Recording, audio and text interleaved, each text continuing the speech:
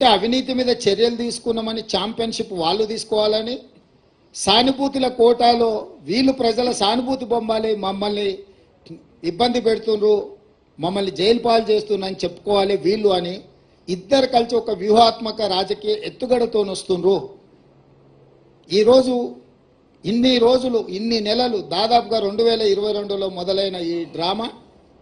2024 March ఎన్నికల నోటిఫికేషన్కు ఒక రోజు ముందు అరెస్టుతో పరాకాష్ఠకు తీసుకెళ్ళిండ్రు అని అంటే ఈ డ్రామాను తెలంగాణ ప్రజలు గమనిస్తలేరని వీళ్ళు అనుకుంటున్నారా? రెండవది, కల్వకుంట్ల కవిత గారు కల్వకుంట్ల చంద్రశేఖరరావు గారు కూతురింటికి పోలీసులు దాడి చేసి ఢిల్లీ నుంచి ఈడీ అధికారులు వచ్చి అరెస్ట్ చేసి తీసుకెళ్తుంటే బాధ్యత కలిగిన తండ్రిగా చంద్రశేఖరరావు గారు అక్కడికి రాలేదు అంటే దీన్ని